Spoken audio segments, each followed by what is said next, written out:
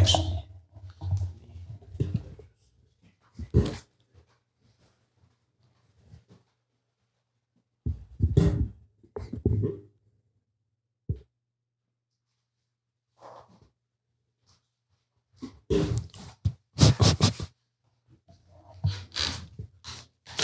All right, Phil, how's it feel to be back, man? Feels good. Back in action. Check 1 2. Check 1 2. Check uno dos. Check uno dos. All good? Yes, sir.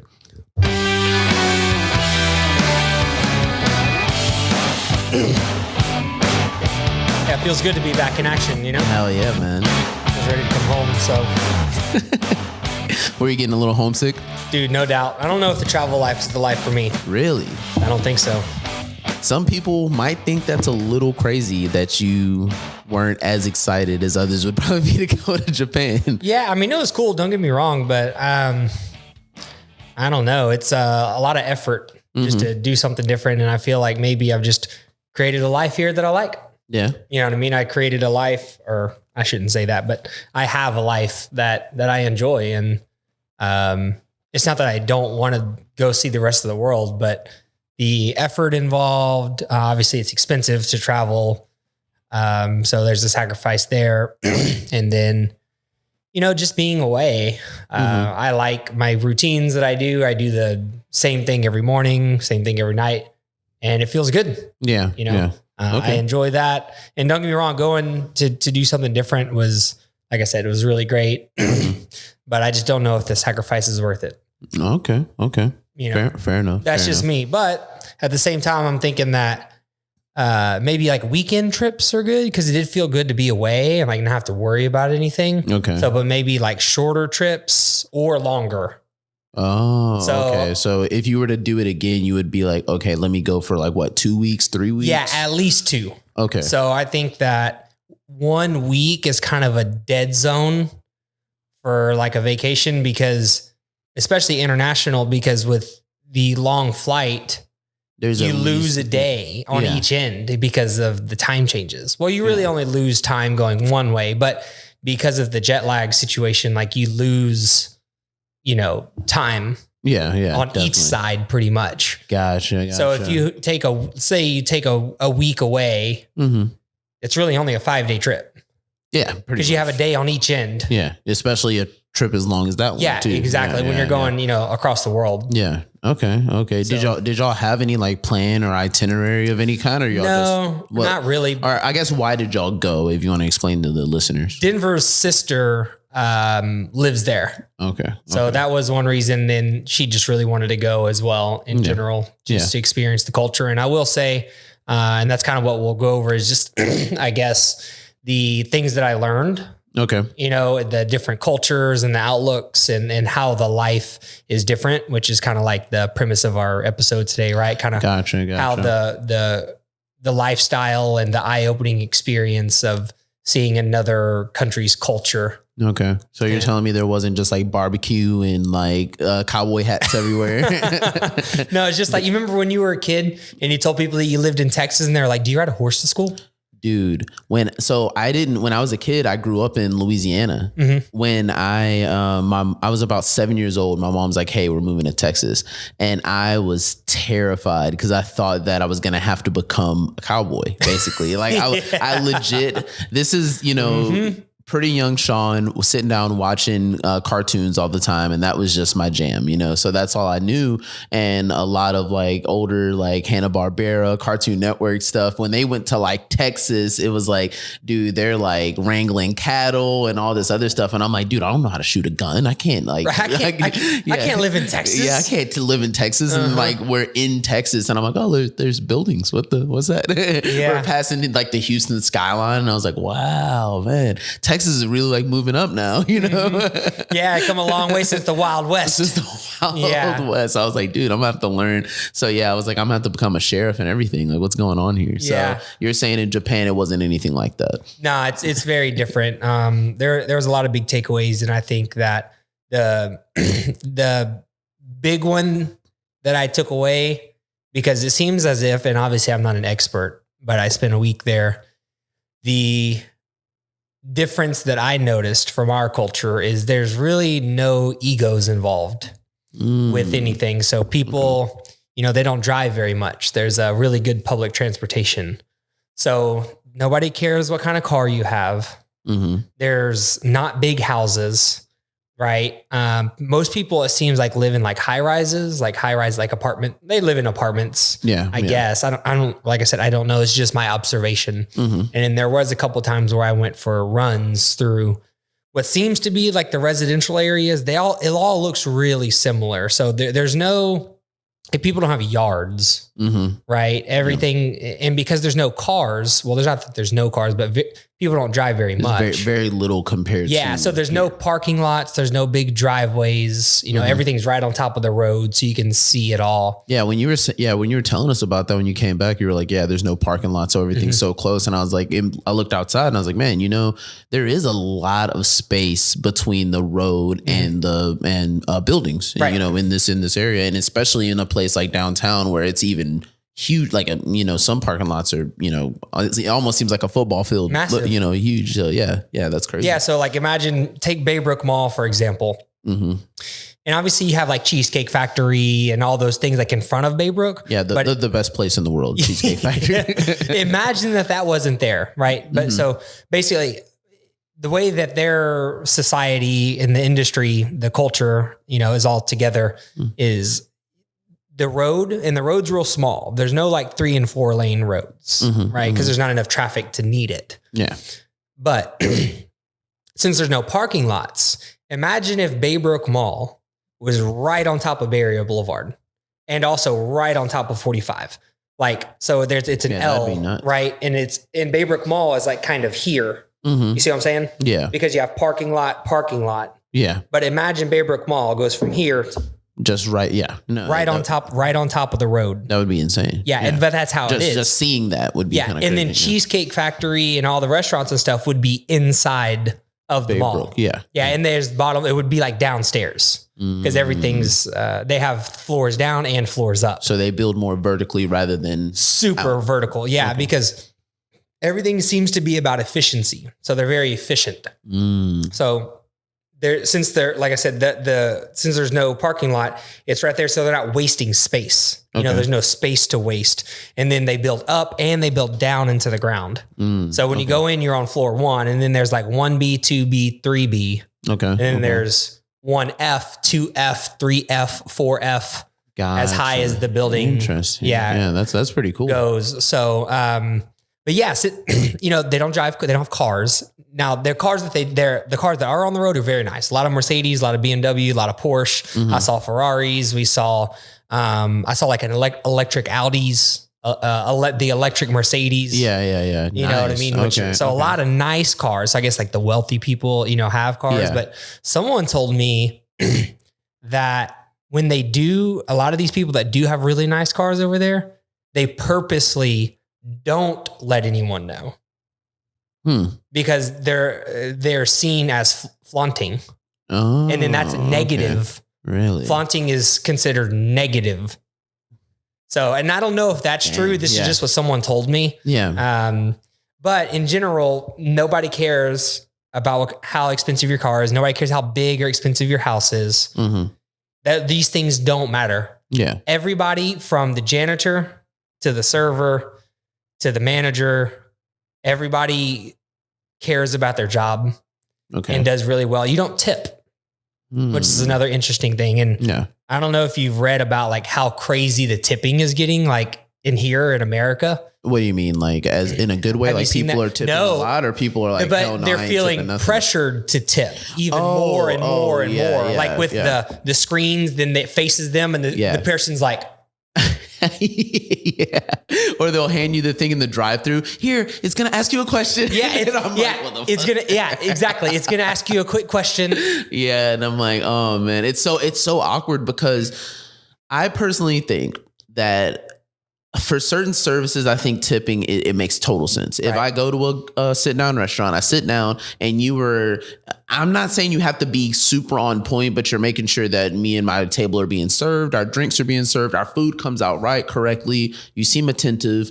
Cool. Okay. That's tip worthy. Yeah. That seems totally fine. But it's like, man, I just pulled up to Starbucks and you gave me one drink once, and it's like you're wanting me to like throw you like $3. That seems a little crazy. They didn't do a service. They didn't even do a service. Yeah, they just like, did their job. Yeah, you like press the button and the, you know, not gonna really like chop it up that much, but I don't even think it's it's not like you're grinding the beans up and doing all the, you know, extra stuff someone else is doing places doing. Yeah, it's like you're pretty much pressing buttons. And I'm sure that like, I'm sure they share the tips. I don't know.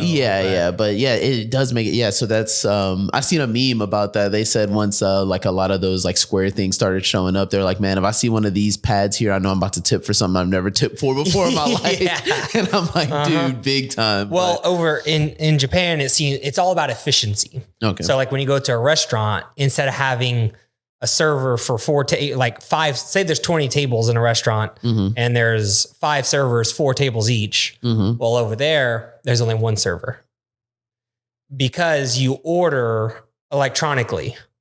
You order on a vending machine out front or on a pad, electronically. So 1 server usually takes care of the whole restaurant. I guess what that means is that, because, you know, here servers don't make very much on an hourly basis. They probably make a significant amount. They probably make a full wage salary. Yeah. And, you know, they get paid a standard amount. Yeah.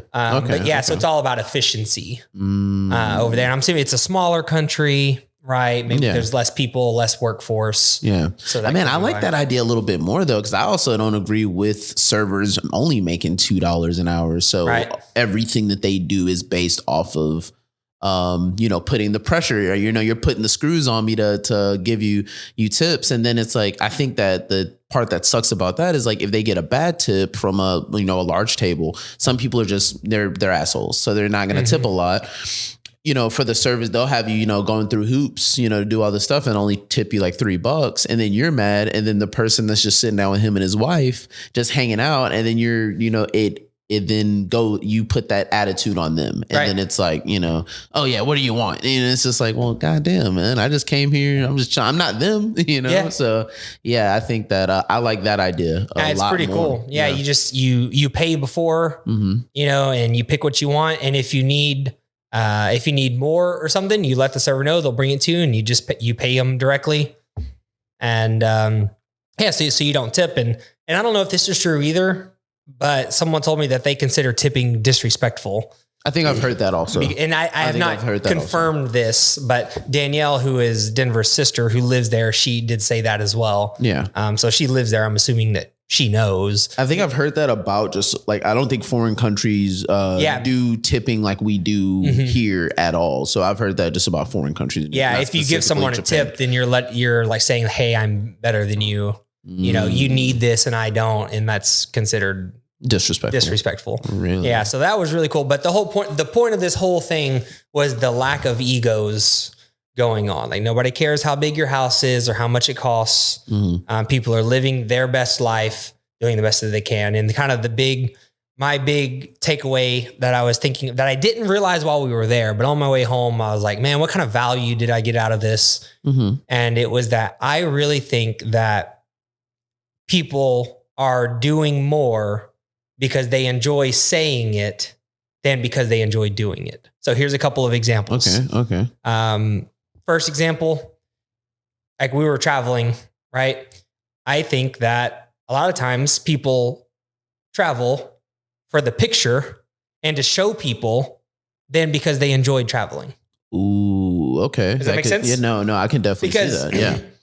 Yeah, I went to Japan. Cool, whatever. It's not a big deal to me, but I've noticed a lot of people are like, whoa, cool.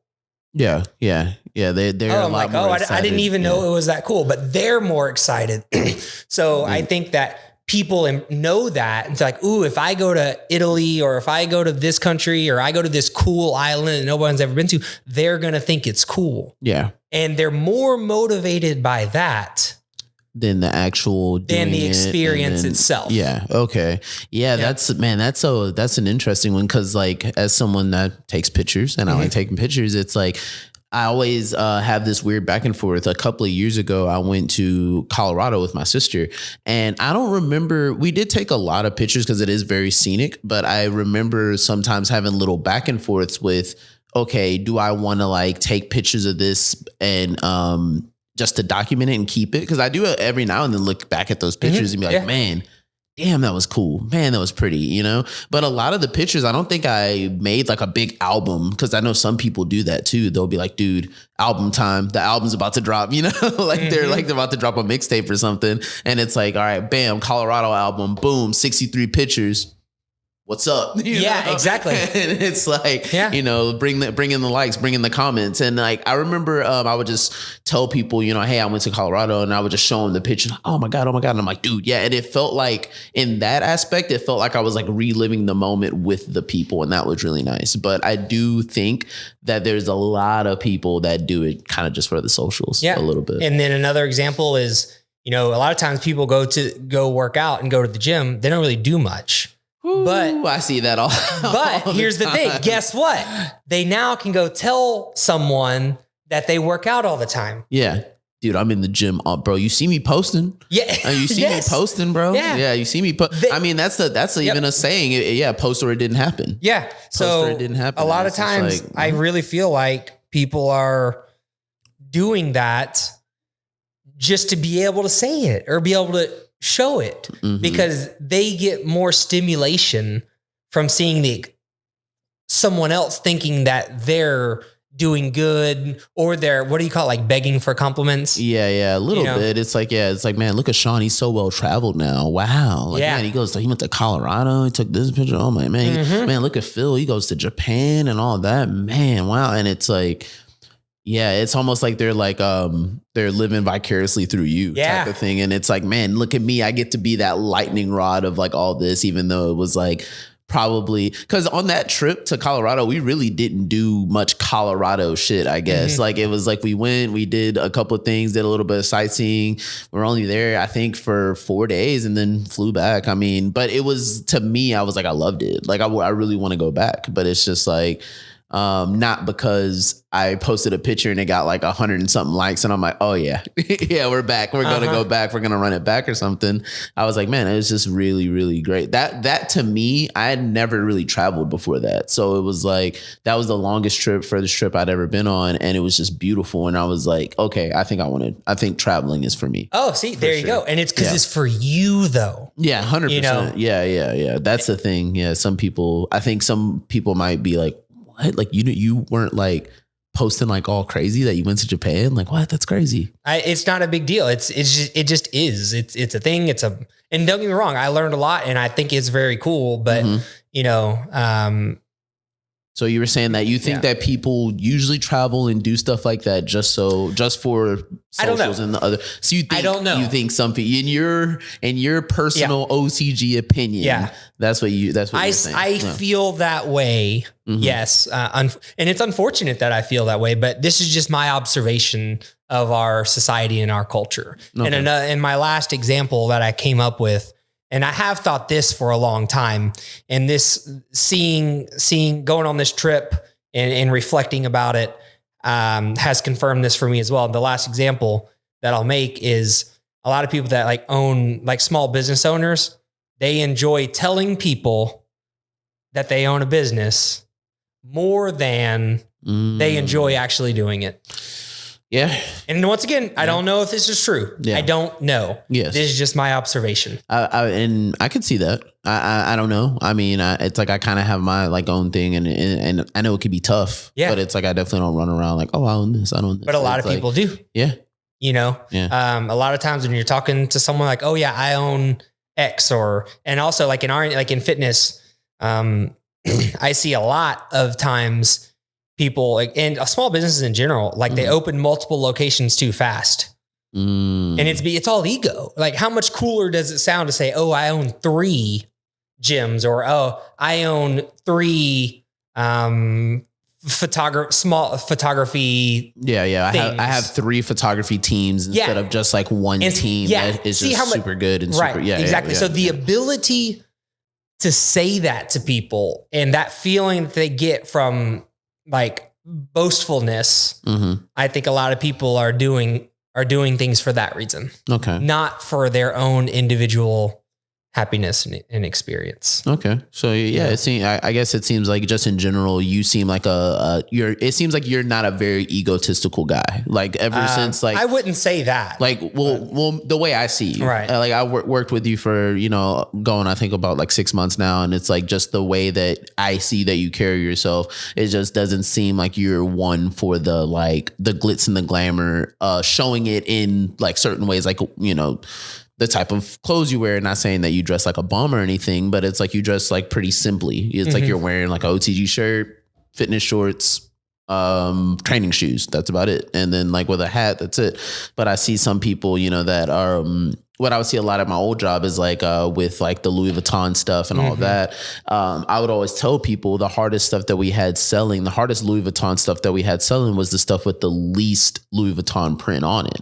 It would be like a purse that's completely black. And I love that like minimalist look, and it looks very simple.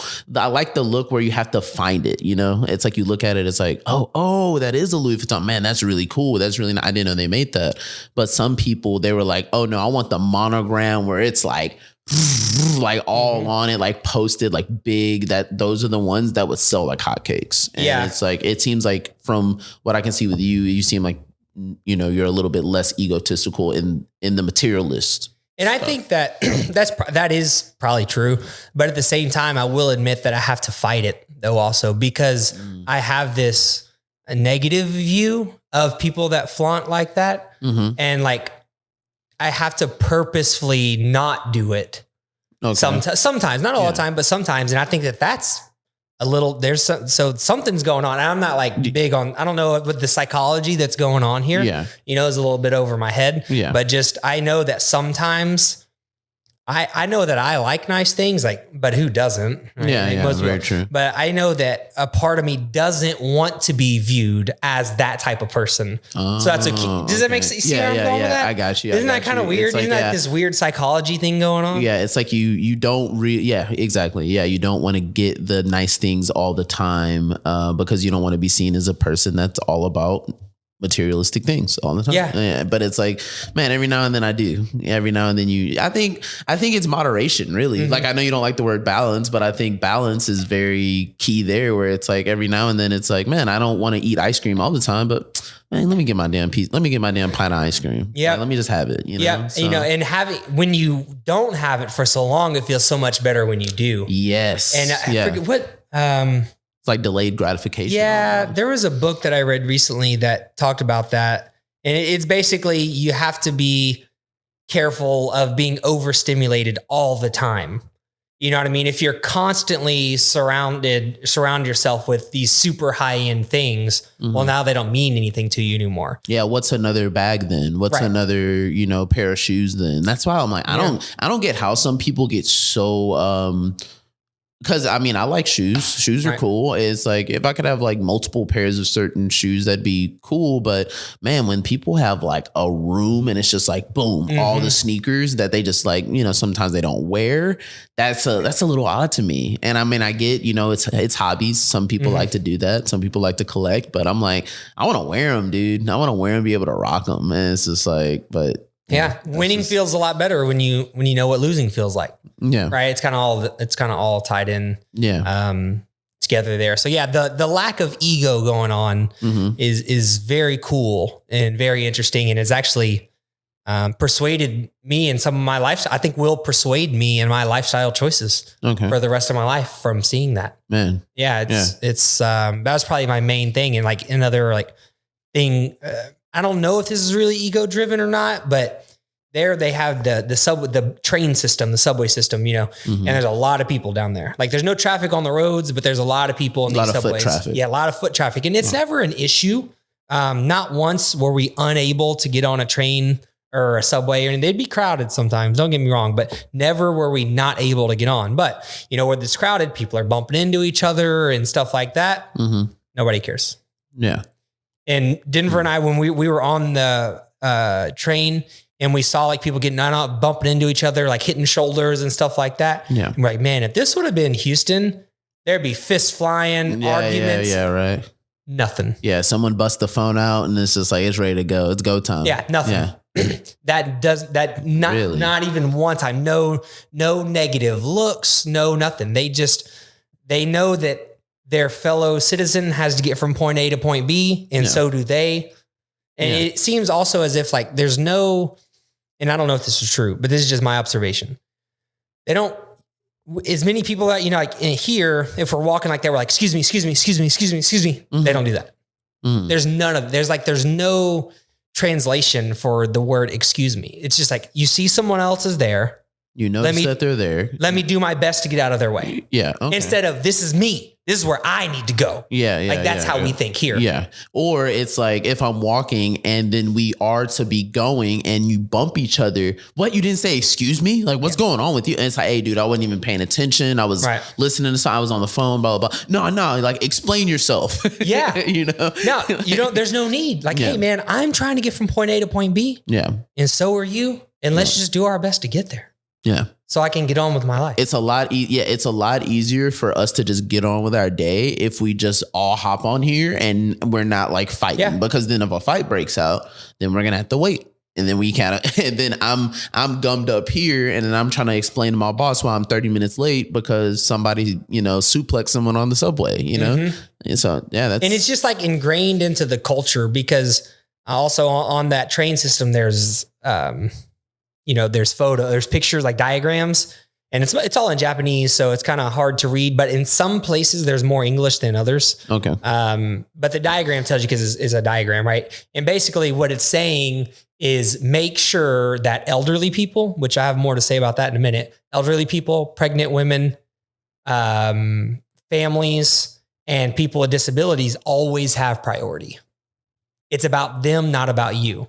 So if you're on the train and all the seats are full and a pregnant woman gets on, you let her have the seat. An elderly person gets on, you let them have the seat and you get up. And there's no arguments about that. And, I feel like some people here would be like, oh yeah, no duh. But it's like the way that you said that it's like, it's plastered on the walls and you can see it. You can see it just from a week of being there that, these people seem like they really they live and die by that. And shit. I can guarantee you that the only reason it needs to be up there is because of tourists. The locals, it doesn't matter. They know. Yeah, they already know. It's because of us Americans going over there. Yeah, that they have to walking all day. I'm sitting, man. Yeah, they have to make sure that we know their culture and their rules. So it's pretty cool. Yeah. I really enjoyed that, the organization. And then I guess my last example of this is going to be the escalators situation. Okay. There's escalators in malls, right? It's usually in airports is where people know them from. Mm-hmm. But over there, they have a lot of escalators getting up and down into the train system. So most of the train system is underground. Okay. Until you get out of the city. When you get out of the downtown area of the cities, then it'll be above ground. I don't really know. It's kind of hard to tell the difference, but it's mostly underground within the city. Mm-hmm. And then as you're traveling further away from downtown areas, it'll be above the ground. Gotcha. But anyways, when you're going up and down these escalators, it's perfect. It's beautifully harmonious because the people are lined up so perfectly. Yeah. Everybody knows you stay on the left. Okay. You only go to the right if you're walking up the escalator. Man, I wish people drove like that. Yeah. And I'm sure they don't get on the highway very much. Yeah. No, I'm just saying, I'm saying here, I wish people drove with that amount of harmony. Yeah. What I'm getting at is they probably do. Yeah. It's probably, I don't know. I said, they don't really drive. You don't get on the highway you don't need to very often because of the trains. But yeah, when you're going, you see the escalators, it's a perfect line. And then you'll see a few people walking up the escalator and then they just walk up and nobody says anything. As soon as somebody gets on the escalator, they move over. It's very organized and it's all about the respect for your fellow citizen. Yeah. And it's if someone is in a rush, they have a lane. Yeah. If someone needs to move faster than I do, they have somewhere to walk. Yeah. Right. It's not about me. It's about them. And it's about us. That's cool. Yeah. And that is really cool. There's we don't have that here. Yeah. I wish we did. And I think I'd like to start a movement and do what I can to have that here. But this is a huge is a huge thing to try to change. No, yeah, like you said, it's just I think the whole thing of it is just like killing the ego, like to where it's like just less ego about just everything and less like peacocking about it. You know? It's just like, look at, I feel like in Texas, that the people that drive on the road the most, that like really just like grind my gears, are the lifted truck drivers. Oh my goodness. Lifted truck drivers, and the people that drive those damn white 3-row Tahoe SUV whatevers. Those people, like those, they drive me crazy. Yeah, no offense to anyone listening that drives that. Offense. I don't care. Oh, jeez. Okay. I don't care. Shawn's offended by you. I don't care, man. It's like y'all make me mad. So yeah, offense. Yeah, no, I get it. I'm with you. Yeah, I understand. And I'm like, why do you drive like that? Like we're all trying, like the people that are like zipping and zooming through traffic. I'm like, it's 5:00. It's 5:00. Everyone's trying to get home. Everyone's trying to get home. Not just you. Everyone's trying to get home. Everyone's tired of being on the road. Right. Everyone's tired of being at work. Just chill out. Because then if you go flipping carabiner down the road, now we all have to wait. You know what I really love is when someone does that and you get to the very next red light and you're right beside them. And you're just looking up at their big truck. Yeah. And then when you go, it turns green and they do it again. You get to the next red light. You're right beside him again. Yeah, it's crazy. It's crazy. And it's like, so I think that the kill the ego movement, man. Let's do it, man. Yeah, I know that I said that was the last point on that. I initially had this subject in a different category versus the ego thing, but I don't know why, but it just struck me as we were talking about it, the lack of littering may be, I was going to mention that in a different, piece in the show here, but I think that it's tied with it. They don't litter. How so? Well, one, there's just no trash. No, I mean, how so is it? Do you think it's tied to the lack of ego? Because they're caring more about everyone else than themselves. Why do people litter? Because they don't want to have to hold on to this trash until they get to a trash can. Okay. Yeah, no, it makes sense. Because I don't want to. I don't want to keep it in my car, so therefore I throw it out the window. Exactly. Gotcha. I don't want to hold it. Dude, there was a time when we were there, we went to this garden and we got some coffee on the way and I was done with my coffee. And so like my my paper cup with the lid or whatever, I held that coffee cup in my pocket for like 5 hours, because there's nowhere to throw it away. Yeah. But once again, I think it's just there's no trash cans. So there's just nowhere to throw your stuff away. Not even in bathrooms, there's no real trash cans. People carry their own towel to dry their hands. And you see them like in the public bathrooms. Yeah. They pull a towel out of their back pocket and dry their hands off and put it back. Dang. Like a little handkerchief. Yeah, almost. Exactly. Yeah. And so cause there's no paper towels in the bathrooms, and it's all part of the culture of not having trash. But I really do think now that we're sitting here having this direct discussion, I'm thinking that a big reason that they don't is once again, the lack of ego. They care more about keeping the environment clean and keeping their place of living, clean and desirable is more important than the discomfort of having to hold on to that trash for X amount of time. Dang. Yeah. There's just, and even where there is trash on the street, they have these cargo nets, like out in front. Each place of business has like a little, like a cargo net that they put the trash in. So that way, when they tied the cargo net up, then the trash can't blow away. Oh, because it's very windy. Yeah. It's very windy. Yeah. The wind blows real hard there. And that's a good idea though. Yeah. That seems like a really good idea. So they just throw in these nets and then the dump trucks are covered. Okay. So I saw trash trucks are covered. So as they're driving, it's not just flying off on the highway. Man, that's pretty nice. So, but I really do think that they just care about keeping everything clean and desirable. Man. And it's likely a lack of, they care more about others than themselves. And I personally hate litter.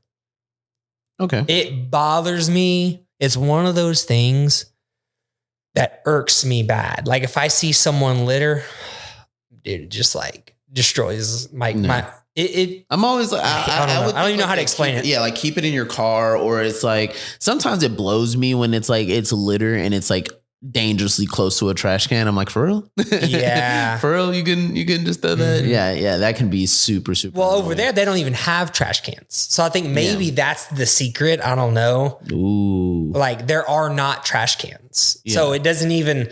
You're not even. It's too late to do that here. Yeah. Right. We couldn't do that here. I'm thinking, man, what if we did that here? No, it would lead to massive litter probably, but there has just never been a thing, I guess. So people just know that, hey, my trash is my trash. So I take it home with me and dispose of it at my house. And I don't make anyone else deal with it. Okay. Makes a lot of sense then. Yeah. So, and these are all, once again, just my thoughts. I'm not saying that I'm not saying because you littered one time, you're a bad person or anything like that. Yeah. But these are just my observations and really got me thinking about why people do the things that they do and why is it so much better over there, and keeping the environment clean. Because I'm talking, man, when you walk down the street, it feels like you're in a hallway, not on a street. That's crazy. Yeah. Yeah, that's wild. It's because it's clean. Yeah. It's clean. The sidewalks are clean. The gardens are, there's not a lot of greenery. So they really take care of the greenery that they do have. Like the trees are trimmed perfectly. The gardens are beautiful. The flowers are nice. Yeah. The community workers are always making sure it's upkept. They stay on top of it. Yeah, for sure. And, so they just care. And I thought that was a cool thing. Yeah. It really feels, awesome. It feels like you're walking down a hallway versus down a street. Yeah. Because everything's, I don't know if they pressure wash like the streets, the regularly, or maybe they don't need to, cause there's not like nasty stuff all over the ground. I don't know. I don't know the case. I have no idea. Yeah. I have one friend that went to Japan and I don't remember them mentioning like how clean it was, but they probably did. I don't know if they mentioned like the no trash cans thing or anything like that, but I want to go. I want to go so bad. The only place we saw any like trash or litter was like downtown Tokyo. Okay. Which has a large Western influence for sure. Like Tokyo, and once again, I'm not an expert, not a culture expert. This is just my 1 week of being there. In Tokyo has a very Western influence. Okay. Like people wear streetwear that's like American cartoon characters and stuff like, you know what I mean? They're influenced by Western culture and it's all young people. Okay. They're all younger, so the younger generation, unfortunately, is maybe changing a little bit less traditional, less traditional. Did you see a lot of Westerners in Tokyo when y'all went? Not a lot, a few. There's people from all over the world for sure. In the Tokyo area, we saw people, you could tell they were European. We heard different languages. Yeah. So I don't really know, but it didn't seem like I did hear English, here and there, and a decent amount of the people there know English, at least enough to get by. Yeah. For example, and because we're white, right? So we walk in and you see employees like go grab the English stuff. Yeah. And they'll bring us an English menu or, stuff like that. That's pretty hospitable of them though, because I feel like there's some people in Texas. It's probably not an exact 1-to-1 comparison, but I feel like people in Texas are sometimes very like anti like Spanish. I know that some and I know some places in more Spanish cultures probably aren't extremely keen to like as hospitable to English speakers like that. But I've never seen someone in a taco truck like grab like the English menu. But I guess there really isn't a need for one. But I do feel that there's some English speakers in Texas that are like very anti. They're like, you're in America, speak English. Yeah, that type of energy. And I'm like, oof, man, sounds a little weird. Dude, we're both humans. Yeah, it sounds a little weird, man. Yeah, we're both humans. Like I'm all for America. Like I'm a patriotic person. I love where I live. I really do. And everything that I'm talking about right now are just observations that I've made. I love Houston. I love Texas, and I love the United States of America. Yeah. But these are just my observations. No, definitely. And I think I didn't even think of that. Yeah. But that is very true. You know, I just thought it was them being nice, but it's deeper. Yeah. It's like, to me, that seems very like, it's like, oh man, y'all are like taking in the account that, hey, you know, they probably, instead of them stumbling over their, you know, over the menu, and it probably has something to do with the efficiency too. Oh, for sure. It's like, oh yeah, cool. Boom. Here you go. And y'all know exactly what to do and what to get. Awesome. Sweet. Because at the end of the day, it is what it is, right? Mm-hmm. White people are going to come visit Japan that don't know Japanese. 100%. Yeah. So am I going to make it hard, or am I just going to make it easy, get it over with and move on so I can get to my next customer? There you go. Yeah. You know, 100% efficiency. Yeah, exactly. And it's all about efficiency for sure. All the buildings are real close together. Yeah. You know, they're built up and down. They're real small as well. Mm-hmm, you know, because they go vertical, they're multiple stories, not real wide. Gotcha. You know, but same square footage, but less space. Yeah. Because they build vertical. Okay. Makes sense. So it's all about efficiency. So yeah, I think those are the big takeaways from the ego thing. I can't think of anything else off the top of my head. Maybe one other thing is everybody wears masks. Everyone, like 99% really wears masks, and it's not because of COVID. It's just in their culture. They did it before COVID. Yeah, I think I've heard about that. Yeah. It's they do it in respect for others. Like, I don't want to get you sick, so I just wear a mask. So I will wear a mask. Did you wear a mask when you were over there at all? We did in the beginning. And we did, probably only the first day or two. Yeah. Because there were some situations where we would take the mask off, like when we were outside or even like a bigger place, and nobody cared. Yeah. Nobody cared. So we didn't wear a mask after the first day or two. Gotcha. Even on the trains. You know, and nobody cared. Nobody said anything. They just know that we're American and it's just different, you know, but they're Japanese, and in their culture, they don't care what we do. Yeah. They care what, you know, they care about the society as a whole and doing their best to improve the society. And in their opinion, right or wrong, wearing a mask is the best way to prevent spread of disease. Okay. Yeah. Maybe. I don't know. I don't know if this is true or not. Once again, my observation. Yeah, no, fair enough. I mean, it seems like it would make sense, but it's just like, especially if you do it on a very wide scale, you know, as much as you're saying there, it's like, man, I mean, who knows? They probably get sick less over there. Yeah. I don't know the statistics. You know? I'm not sure. I'll tell you what they might, because my next point that I was going to make to kind of move on from that one is the amount of elderly people that are still active. Oh, very high. Really? Yeah. When you're at, like I said, they walk a lot, right? So a lot of activity up and down the stairs, up and down the escalators, and, you know, and there's also, there's a lot of elevation change in general. It seems like it's a lot of hills when you're walking around and stuff. It's not just a straight walk. Yeah.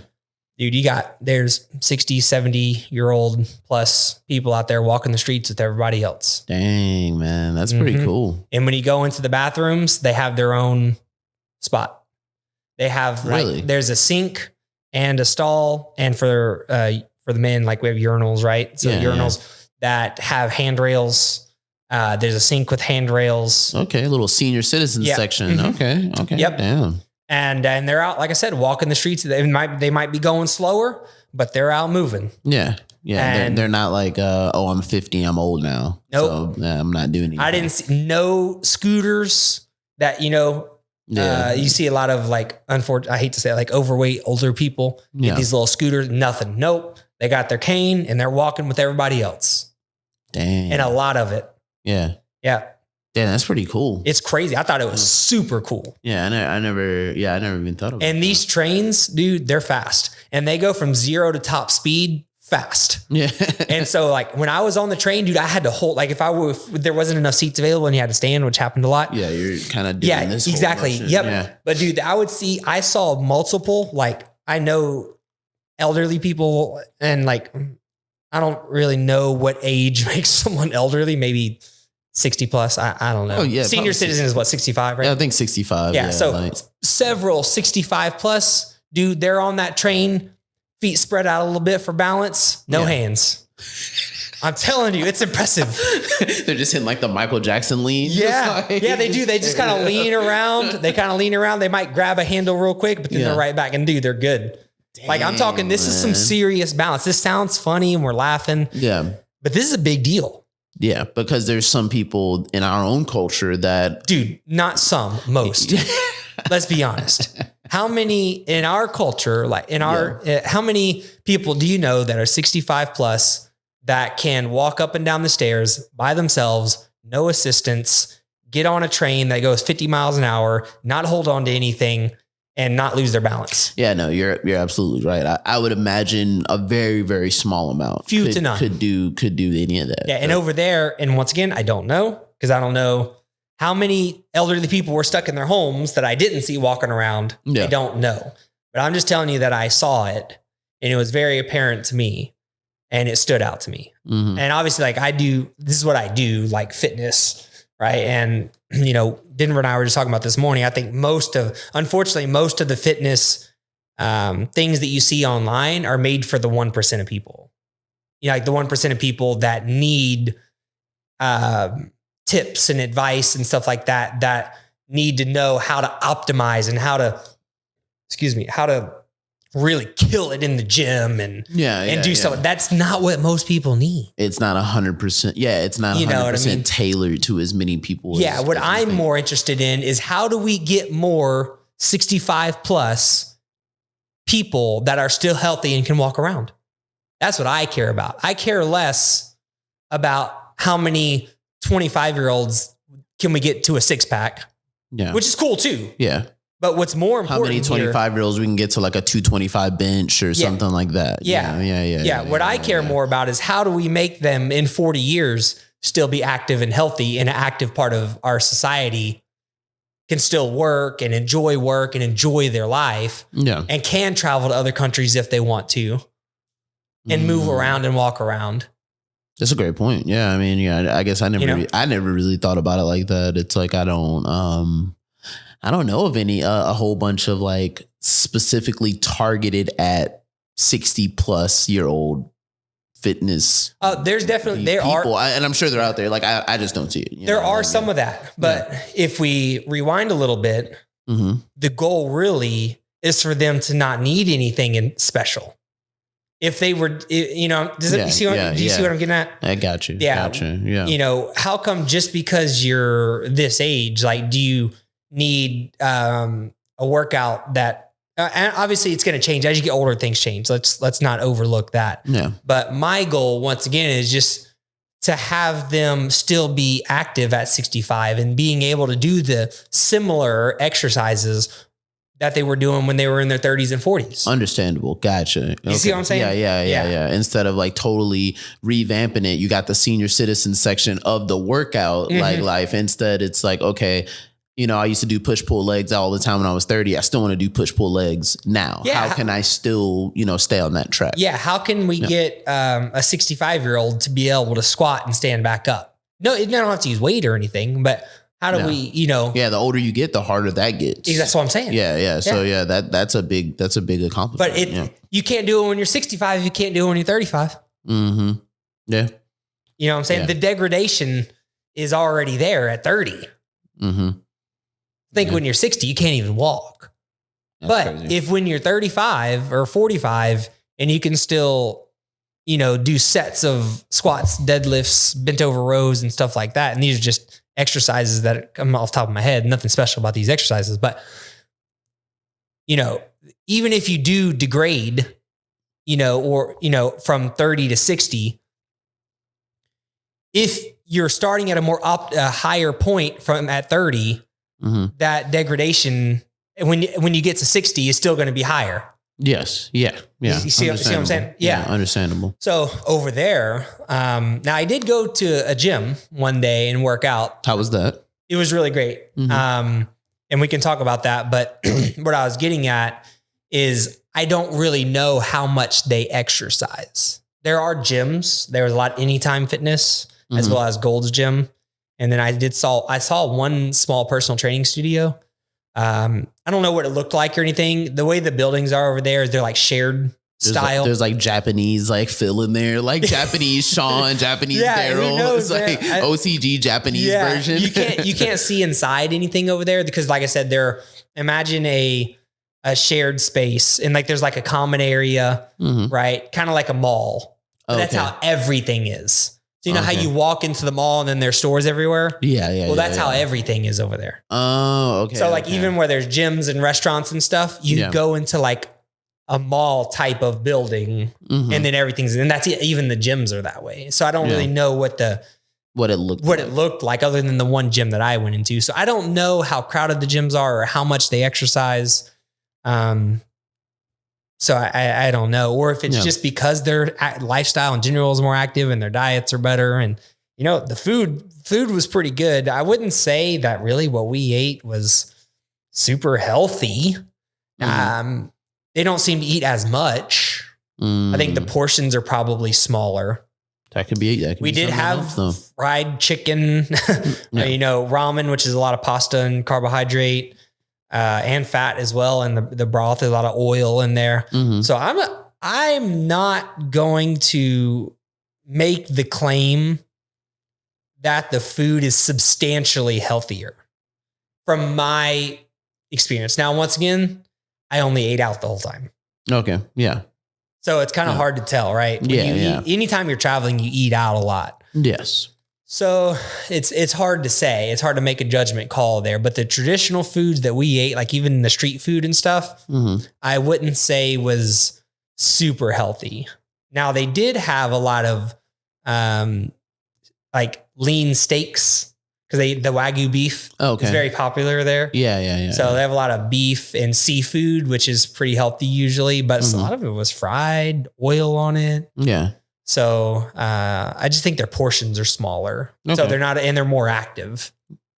They're just more active in their day to day. Yeah, exactly. But as far as what percentage, I can tell you this, in America, roughly 17% of people work out. That's a statistic that I know. About 17% of our population works out regularly, which would be, I think it's 2 days a week or more. 17% of the population, which is not a very large amount. Only one in five. Roughly 20 would be 1 in 5, right? So less than 1 in 5 people exercise regularly. What does that look like in Japan, where the obesity is much lower? I don't know. Is it because of their lifestyle? Is it because they exercise? I'm unsure. I mean, yeah, you think about it. It's like us. We wake up. You know, depending on how far your car is from your apartment or your house, it's like you hop in your car, you commute to work. And if you have, like, let's say a desk job, you sit down and I'm sure they have desk jobs over there too. Yeah. But it's like, man, there's a lot more stepping before you probably get to that desk job where you're going to be sitting for a long amount of time. Yeah. And it's like, I think we've talked about it before on the podcast about how like underrated walking is, and just like getting your body moving and just things like that. It's like, I think that, you know, there's a lot more walking and movement before they actually get to where they're sedentary. Exactly. Yeah. Sedentary. For the rest of the day. Yeah. Over there, I would venture to say that the majority of people take between anywhere from 5 minutes to 20 minutes, probably at most, because there's a lot of train stations. So anywhere from a 5 minute to a 20-minute walk. It's rarely more than a 20-minute walk from my experience, is never more than a 20-minute walk to a train station. No. At any point. So somewhere between 5 and 20-minute walk with a couple sets of stairs, at least. Yeah. Up and down a couple times at minimum, to get onto the train. Yeah. And then off, even if they are taking the train to work, right? So they're somewhere between 5 and 20-minute walk, couple sets of stairs down. There are elevators too, for the elderly and escalators, but a lot of times they take the stairs for sure. But you know, get on the stairs, get on the train, and then the same thing on the way out, and then to get to work, I guess. Yeah. So imagine doing that for like a year. Yeah. In comparison to like, you know, just hopping in your car every day. So we're talking minimum somewhere between 10 and 30 minutes of walking every day, minimum, with more than a couple sets of stairs. Yeah, that's quite a bit. Yeah, that's quite a bit. I mean, if you do that every day too. Yeah, like every day. I mean, it's quite a bit compared to probably an American. Yeah, and like you were just saying, is the underratedness of walking.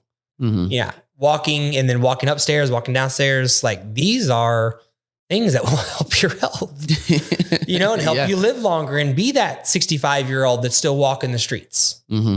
Yeah. I thought that was, that's crazy stuff. Yeah, that's pretty important. Yeah, it's because I know a lot of people though, like after they eat, they like to go on. Some people they like to eat and then they'll like go walk afterwards and stuff like that. Man, walking I know it's even recommended for runners. Like to walk more. And if you're gonna do, I think after like my 5K, you were like, hey, you should go and just do a walk like the next day, like do like a mile walk and just kind of stretch your legs out a little bit, and stuff like that. So. Yeah, walking's underrated. Recover a little bit. Yeah, recover a little bit. And then I guess speaking on the gym experience is really cool. And I think that the ego thing might be a little bit there. But another point that I had was just the respectfulness was pretty hardcore in the gym and really everywhere. Like, for example, you have to take your shoes off to go into the locker room. You also had to change shoes to work out. So when you go into the gym, I had to rent shoes. Yeah. Because I had to sign a waiver. And another question on the waiver, because you go work out somewhere, you have to like sign a waiver, right? If you hurt yourself or whatever. But a couple of the questions were, do you have extra shoes? Because if your shoes they call them outer shoes. So like outside shoes. Yes. If your shoes have touched the ground outside, I guess, then you can't wear them on the gym floor. You have to change shoes. So I had to rent shoes, kind of like you rent bowling shoes. I had to rent gym shoes. That's crazy. And then another funny, and then, I hope no one takes offense to this, but they ask if you have tattoos. Tattoos are extremely frowned upon. Yeah, I've heard that. Yes, I've heard that big time. They will give you, it's a gang. They affiliated a lot with gang affiliation. Yeah, I had to, Yakuza. Yeah, I had to answer on the questionnaire was like, do you have any tattoos? And like, if you do, where are they? And so I don't think that they would like, if you answered yes, I don't think that they would like make you like take your clothes off and show them or anything. Yeah. I think as long as you have them covered, it'd probably be okay. I couldn't tell. I don't have tattoos, so I don't know. Like I didn't have to get to that point. I have a friend that is heavily tattooed, and he said that they would walk around in Japan, and he said that people were giving him like kind of funny looks, like more so he's American, so he's probably already getting funny looks. But I like the fact that he had like tattoos. He's heavily tattooed. So they were probably scared. Like I don't know. I'm not sure. Like, I don't know how serious I only saw one tattooed person the whole time I was there. Dang. And I remember it very clearly. Yeah. But the men wear shirts and slacks. Yeah. So like, who knows? But, I did see one tattooed person and they looked like a sketchy person. Yeah. No, nothing, not because of the tattoos, but just in general. And he was heavily tattooed. Mm-hmm. Yeah, for sure. And he was a Japanese person and he was heavily tattooed, neck, arms, everything. Yeah. And so that's the only, and he definitely looked possibly gang related, right? Type of person. Yeah. So, but yeah, the gym experience is really cool. The people it's very quiet in there. Yeah. There's no music playing. I don't think that they do supersets over there because you kind of get in your, and on the waiver, I used, the waiver was in Japanese, but I used Google Translate and just take a picture of stuff. And you can try to exactly. And I read it that way. And so, another thing you had to agree to was that you will only use one machine or one pair of dumbbells or one barbell at a time. Wow. And everybody in the gym did do that. Really? They kind of stayed between sets. They just kind of stay there. Yeah. They didn't move around very much. Another thing that was really cool is that between, how like you go to LA Fitness, I went to a Gold's gym while I was there, which is similar to like 24-hour fitness if you've never been to one, but you have bench presses in alignment, right? And they're kind of close to each other. Yes. So, there's diagrams on the wall that show you that if someone's in their set, you don't try to change your weight. You don't get in their way until they're done. Dang. Yeah. And it seemed to be everyone was following the protocol. Yeah. I couldn't even imagine. I just feel like there's like, once again, it's like, I'm here to get my workout in. Bingo. Yeah. I'm here to get my workout in. I'm going to knock it out as quick or as slow as I need to. Mm-hmm. So it's like, man, I couldn't imagine like being next to someone doing bench press and waiting for them to be done. So then I can now change my weights.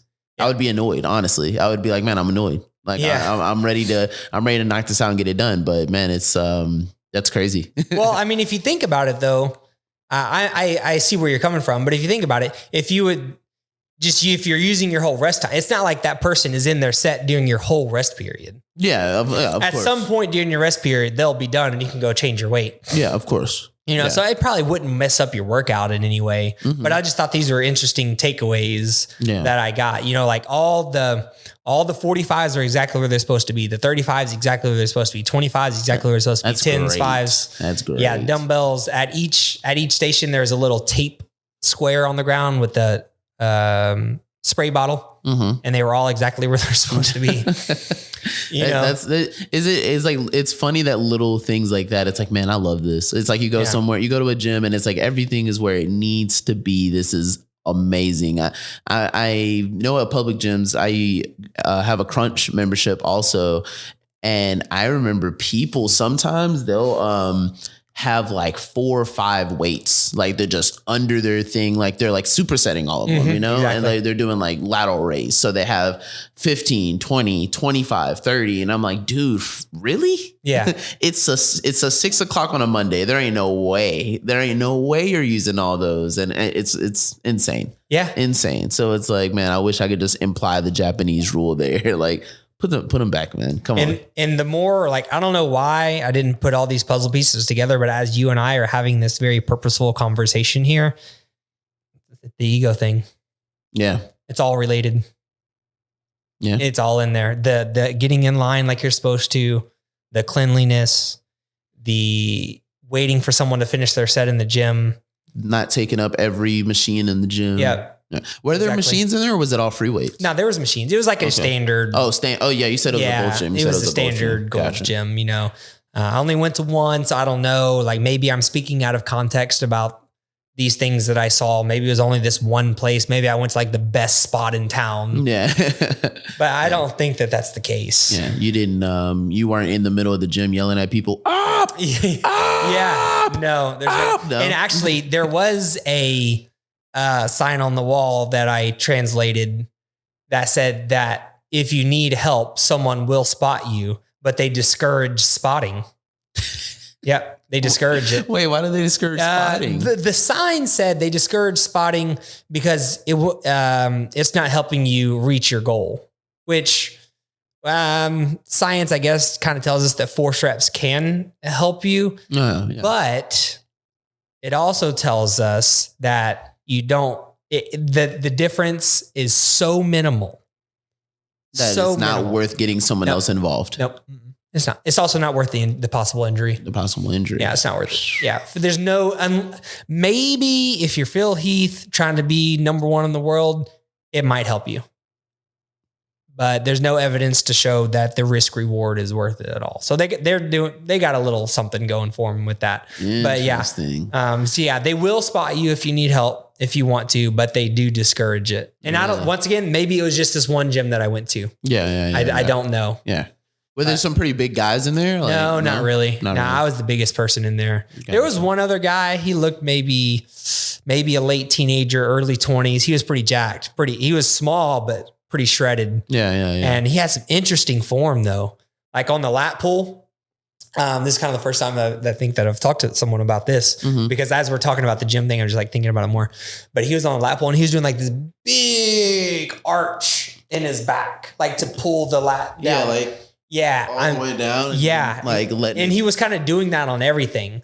But I'm wondering if it was just like a range of motion thing for him and his body. Yeah. He was in really good shape. He was pretty shredded. Yeah.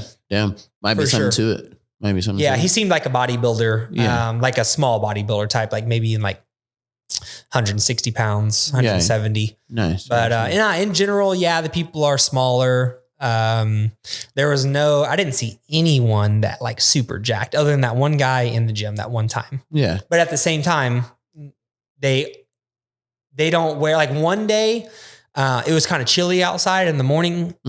So I had a hoodie on and I had a tank top on. underneath my hoodie. And I forgot to change into a regular shirt because we were kind of in a rush to leave. You know what I mean? Go explore for the day or whatever. Yeah. They don't wear sleeveless shirts. I was just about to ask you what, you were talking about what they were wearing, like shirts and slacks. What did they kind of wear in the gym? Was it? In the gym, they were wearing standard gym clothes. Yeah. Yeah, for sure. I think a couple people had like sleeveless shirts on in the gym. Okay. And, gym shorts and stuff like that. But there's none of that on the streets.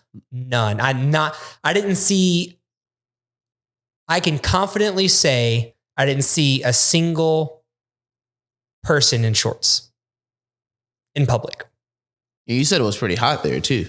The temperature warmer. Yeah, it went up and down a lot. Really? Like from midday to night would be pretty, like midday I could walk around like in this t-shirt and shorts, but at night you would need pants and a sweater. It's cold. I wouldn't say cold, but like light jacket material, hoodie material. Gotcha. For sure. But no, I didn't see anyone in shorts. And maybe it's because of the weather. Maybe it's a respect thing about like not showing much skin and stuff like that. I don't know. Yeah. But no tank tops, no sleeveless shirts. Yeah. No booty shorts. No. Nothing. Oh, gotcha. Now, some of the women wear a lot of like dresses, but they're long dresses, like dresses to the ankles. Gotcha. Okay. Yeah. And maybe that's an ego thing too. They feel no need to show off. Yeah. I don't know if this is true. This is just so I can't bring my booty shorts to Japan if I was to go. You probably could. You'd be fine. Yeah. You get some weird looks, maybe. And I don't even know. Would you get weird looks? I don't know. I mean, probably. Everybody's so focused on their day. It's like, man, I'm just like walking around, tatted up, booty shorted up. Like, I'm just like, what's going on, y'all? What's up? That would be a very interesting social experiment.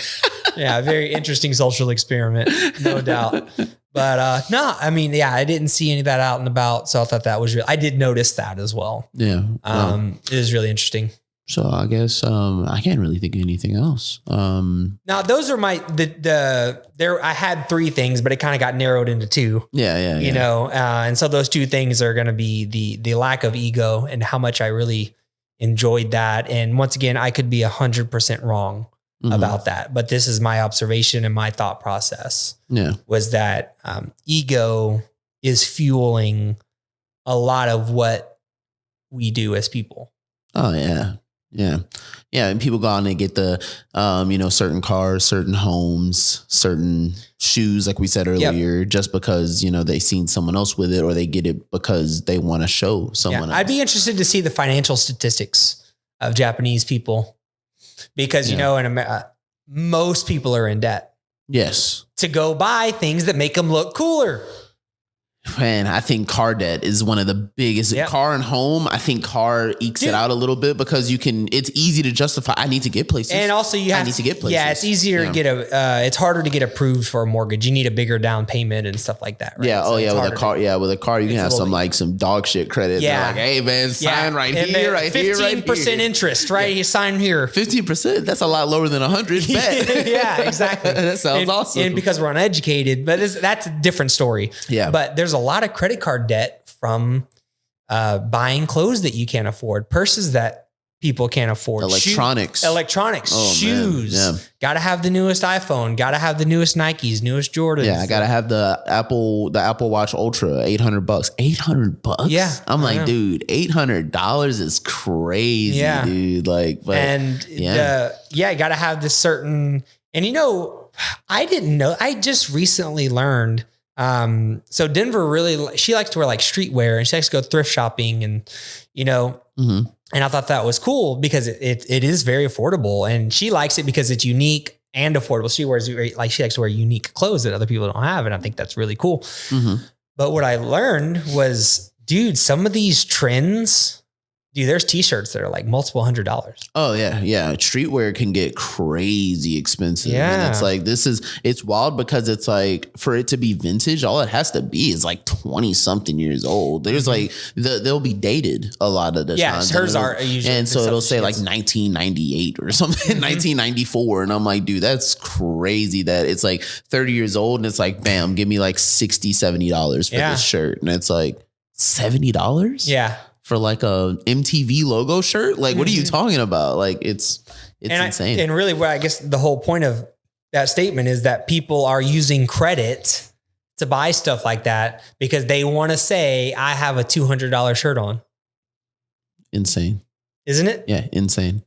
I agree. Man, credit card, it's crazy, man. As someone that's definitely dealt with, getting a little bit too crazy, getting a little lost in the sauce with credit cards. It's, it's not fun. I don't know how some people can deal with the stress of like looking at, because everything is app controlled, right?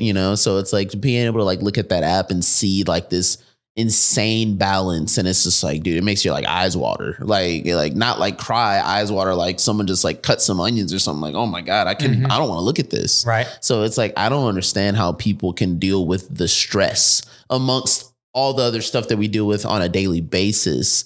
Now it's like, you're also like, swiping a credit card that has an outstanding balance on it or something. I'm like, for what? That is insane, isn't it? It's crazy. Yeah, it's crazy. Yeah, but it is tough though. It seems like a tough one for people to break, because I think that now it's easier and easier to get credit cards. You can go to Apple now. You can get an iPhone and a credit card if you want to, which is a little crazy to me, but it's just like, it's so easy to get it. And it's like, man, less and less people are using things like physical cash. So it's like, you use physical cash and it's like, oh man, I had $100. I just spent $100. Now I don't have it. And you see it in your hand, it's like, man, that's a hard pill to swallow. I don't want to spend this other $100 I got now. Right. I want to hold on to it. But then with a card, debit or credit, I personally think that it's a lack of education about credit. But also it's an issue with feeling like you need things that you don't really need.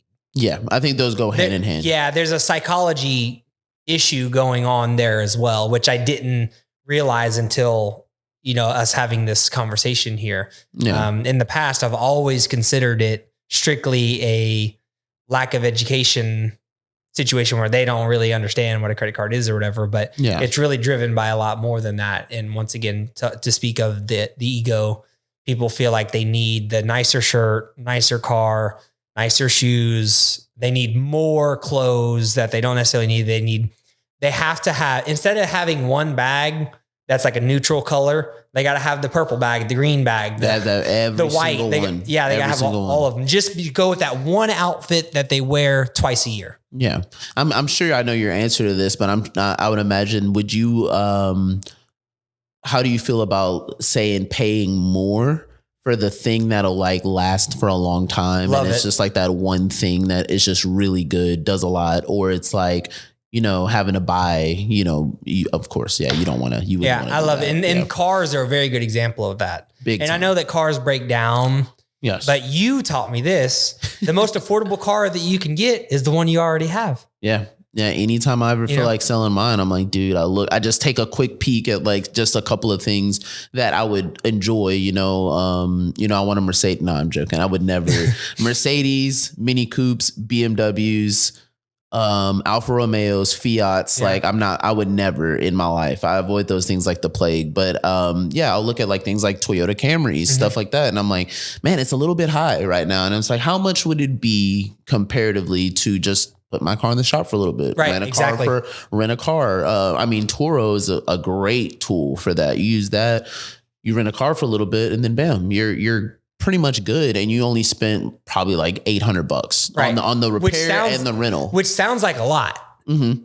But if you were to go buy a new car, that's some people's one car payment. I was just about to say, if you get screwed hard enough, and it probably isn't that hard to get screwed that bad, you're paying $800 a month. Yeah, and it's like, dude, that's a crazy amount of money. And I'm very grateful to have a nice car now. I have that Lexus, and I love it a lot. And now I'm kind of like, man, I don't really need it. Like, it's kind of going through my head now, to be honest. Yeah. You're thinking about getting rid of it? I don't know. I really like it. And the gas, dude. Oh my goodness. This thing drinks gas. Oh yeah. And it's premium. It's premium only. Yeah. So it's like, it's kind of a lot of it's pretty good on gas for what it is, but it's still drinking a lot of gas compared to like the Toyota Tacoma you drive. It's a little bit less than the Tacoma. Okay. Yeah, it's a little bit less than the Tacoma. But what makes it way worse is it's easier to get to put your foot in it because it's fun, right? Yeah. Exactly. But anyways,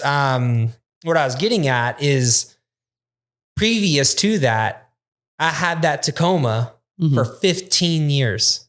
That's pretty sick. That's crazy. That's pretty sick. I'm gonna give you some applause on that. That's pretty sick, man.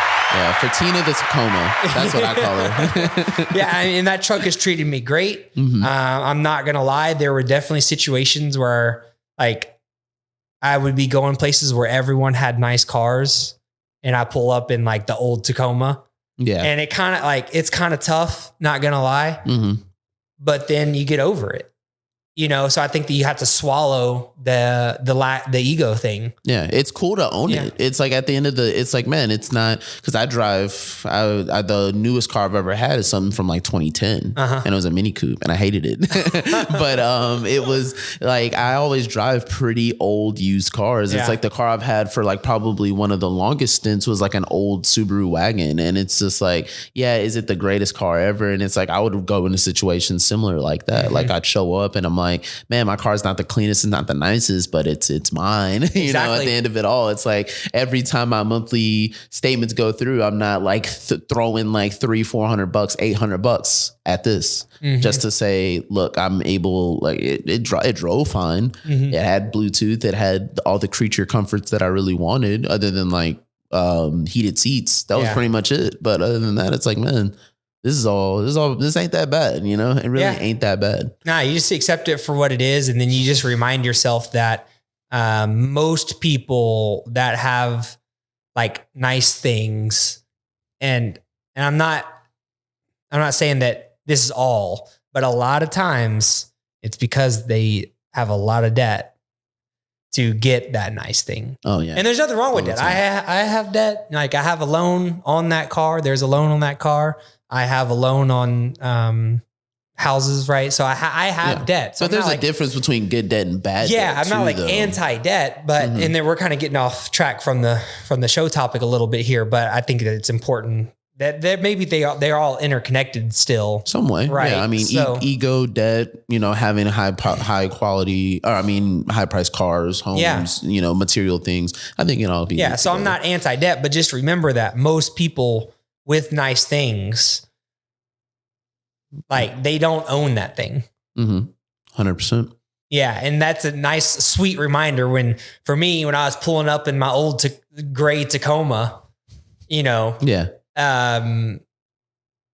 these people that had nicer cars than me, like I owned mine. Yeah. They probably didn't own theirs. Yeah.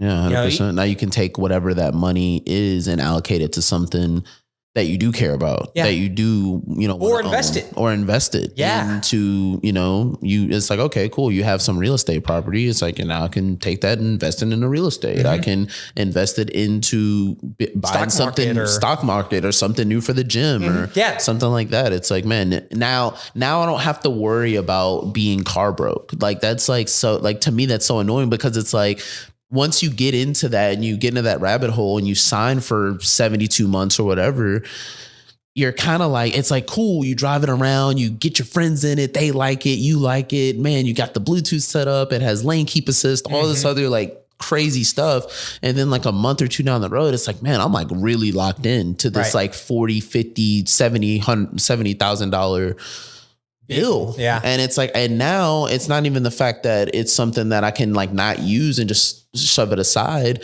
It's my transportation because we live in a place that's heavily dependent on driving. Yeah. So it's like, you know, now I don't like it as much. And you know, that's something that I dealt with a little bit. I was like, man, you know, the Acura is kind of getting on my nerves. Okay, I'm getting rid of it. I'm gonna get rid of it, and I'm gonna sign on the dotted line. I'm gonna get a decent down payment and get a car. And I was like, we'll do that. And then I thought about it, and I actually sat in a Lexus myself that I really, really liked, and it was really cool. And I was like, man, I think I want to do it. This is it. And then I thought about it though, once again, man, how expensive would the repairs be on my vehicle now? Because it's like, what if I get this car, I do all that, I don't have this car, or I don't have the other one, and then I'm locked into this payment for however long. And then I just like kind of hate this car because I'm like, man, and I like cars. I like vehicles. Same. And it's like, it's like the hobby of that, the culture around it, modding them, you know, taking pictures of them, video, all that is super cool. I would hate to lose that just because I was like, man, I need to have like this thing right now. Right. I can have it. I think I can have it eventually, but probably not right now. It wasn't the right car at the moment, but and it is important. Like if you do like it, like you should work towards being able to do it. Mm-hmm. But if it's not the right time, you need to swallow that ego. Exactly. And tell yourself it's not the right time. 100%. 100%. But what always fixes that for me is I just go and wash my car. Oh, dude, that Tacoma out there, dude, the only reason, and that truck is now, what year we're in 2023? Yeah, 2007. That truck is what? 15 would be 22. The truck's 16 years old. Yeah. Yeah. Yeah. And the reason it looks as good as it did is because I washed that thing every single weekend for like 10 years. Hell yeah. For the first 10 years. Yeah. Of that truck's life, it got washed every week. I always tell people, if you ever feel like selling your like kind of old beater car, just go get it washed and vacuumed. Yeah. And it's like, man, this is nice. You know, another thing that I did recently when I was, before I got the Lexus, a couple months, about a year, actually, man, it's been probably over a year ago. I got new floor mats. And I got new knobs for the AC. There you go. And I'm telling you, dude, it made a big difference. That's awesome. It gave me joy for like a whole year. Yeah.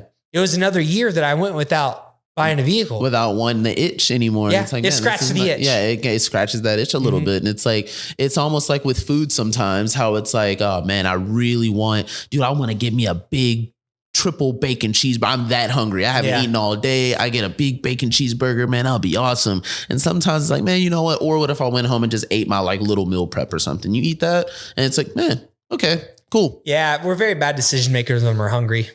Yeah. For sure. Yeah. You got to scratch the itch. Yeah. You know, for sure. yeah. When you're real itchy, you make bad decisions. Exactly. So same thing. Yeah. If you're feeling real bad about your vehicle, you may make a bad purchase, or you're getting real depressed about maybe where you live and you upgrade into a home that's unnecessary. Yeah. Yeah. 100%. You know, 100%, man. There's a ton of examples we can make for that, but man, I mean, we've been going for about an hour 21. Whoa. Yeah. Almost an hour and a half. Hour 21, man. So wow. Yeah. I think we kind of hit everything. Yeah, for sure. Like I said, I had 3 points, but it kind of got narrowed down into 2. So those 2 points, just to recap real quick, were, you know, make sure that we're not letting our egos control our decision making. Do things because you want to do them and they make you happy as an individual, not because you enjoy telling other people about it and you think it makes you look cool or better, or makes you look like a higher place of authority in a community. Do it because it's good for you and because you want to, right? Yeah. And then my other big takeaway was the movement of the elderly was really a cool thing for me. Yeah. Yeah. Seeing people of all ages, and they have little kids walk around by themselves too, which is really, I've heard about that in Japan. Yeah. Like very young kids are able to like move around pretty. Yeah. And they do. Do you see them? See school kids, like elementary school hats, kids, right? Like certain hats, or no? I think I've heard about a hat of some kind. No, see that, but they maybe some do. But nah, little kids walk around together and they take the train, and it was pretty. I saw them on the train station, on the streets, like telling each other bye and like split up parting ways, and I guess going home and stuff like that. So it seems like in Japanese culture, it just starts so early on, where it's like, man, it's like we're gonna like. We're gonna prep you to be just like this better, like a stand-up citizen, stand-up citizen in the society, so we can all work together under the same rules, rather than like, in our society where it's so fragmented. Right. There's some people that are like very much like, okay, I want to try this type of thing, but then they go to like school and it's like totally gets like thrown out the window, and their kid comes back and it's a totally different kid. And it's like, wait, what just happened? You just unwired everything, So yeah, that's interesting. That's a super interesting. So yeah, from young to old, they're all out and about, getting active, moving their bodies. Yeah. Even if they're not directly exercising, they're just more active in general. And so I thought that was really cool. And big learning lessons for me. I don't know about doing too much more travel, but I'm grateful for the opportunity to learn and observe other cultures and the way that they do things. And I think it's going to have some influence in my life. I guess before we go, and I know you said you don't plan on doing more traveling. If you had to travel somewhere though, like what would be the next? Denver really wants to go to Europe. Okay. So we'll probably end up doing that. Okay. A little Euro trip. You know what I mean? But nice. I am in a firm belief now that you either go on a very short trip and it's short and you really pack a lot of stuff in, or it's got to be longer. Mm-hmm. Yeah. 1 week is just, if you're going international, it's not enough. It's just not enough because of the time change and, to be able to do all the things you want to do. Yeah. She really wants to go soon, which is fine. But if it was up to me, I would probably say, as far as traveling like that is concerned, I think that the best bet is to wait until you're at a point in your life when you can go for a long time. Right now, we can't. Financially, for multiple reasons, to go on a trip for more than a week is just not possible. Yeah. Yeah. Right. It's very, very expensive, especially, you're in a place you've never been before. Mm-hmm. Yeah. So it's like you almost need like a guide. Like you need to go with someone that has went a lot too. That was my other point. If you are going to go for shorter than a couple weeks, invest in a personal tour guide, personal tour guide, not group tour, not go into a different thing each day and getting like a 2-hour. No. I'm talking like somebody that picks you up and takes you around, said, hey, what kind of stuff do you like to do? Speaks the native language. Yeah. We're about to hit the nooks and crannies. Yes. Like we're about to hit. That would be the cool part. Man, I know we're trying to that's fine. No, I'm not in a rush. Yeah. It's like, I think that would be the cool part. Like it would suck to go and just do all the super touristy stuff. It's like, man, I would like to go and like, see, like, let me see like the weird places that you wouldn't really go. Let's go to the restaurants that not everyone really goes to. Like that would be that'd be really neat. For sure. I think if we do the Europe thing within this year, like, which I think we kind of have to do it this year, because as of next year, her and I both will be probably a lot busier next year. Okay. So we probably have to do it this year. I think that, and I don't know how much, I don't know what the expense or anything, but I'm thinking that a personal tour guide is kind of where where it's at. Yeah. Because then you can experience all those nooks and crannies as well as not waste any time. You know how much time we wasted on that freaking train? Probably a lot. Probably a lot. And I can't really put amount of time on it, but it was at least a few hours, maybe over the whole trip, maybe a couple hours probably, which is really not a lot over a week time. Yeah. Maybe like 5 or 10 minutes here and there. Yeah. To be honest, but the frustration involved. Oh, really? Oh yeah. Very frustrating. Well, what do you mean? Because you're just lost. You're confused. You don't know what's going on. Yeah. Your anxiety gets high. It causes tension, and it's just annoying. Each other? No, it wasn't nothing like that or anything, but it is frustrating and there is tension. Yeah. Because now it's two people that don't know where they're going. Because you're just lost. Yeah, exactly. You don't, well, I wouldn't use the word lost because you know where you are, but you don't know how to get to where you want to go. Okay. Yeah, because the train system there is very confusing. I think, and I don't know if this is true, but I think it's because it was probably built as the country developed. Okay. So the trains don't all interconnect. They call them lines. Okay. So you have like the Ginza line, and then you have like I don't remember I just remember Ginza line because that's the one that we were on. But there's like lines for the different cities, and they call them like Ginza line, Shibuya line.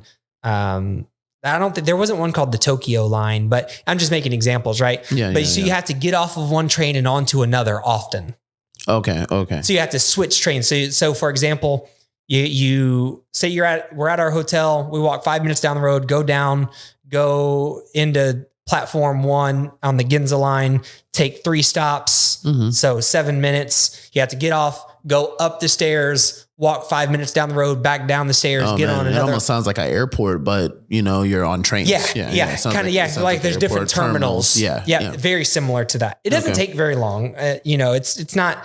So if you know how to navigate it, it's extremely efficient, I'm sure. Mm-hmm. But since we didn't, and we didn't know the local language, it makes it very frustrating. It was very frustrating. Gotcha. For sure. So personal tour guide is probably where the money's at with that. Cool, man. Well, I guess we will. I guess that's your final thoughts. Yeah, my final thoughts are do things because you want to, not because you think that other people want to see you doing things. Gotcha. Yeah. All right, and mine is like, comment, subscribe. Yeah, I mean, that was a great take. Yeah. So yeah, like, comment, subscribe. If you see the episode anywhere, make sure you share it with everyone. Share it with your grandparents or your young kids, and let everyone know that OTG is the way to go. Dang, I can't believe that was an hour and a half. Yeah. Dang. It was Yeah. Yeah. Hour and some change, man. Good stuff, man. Yeah. I liked it a lot. For sure. Sweet.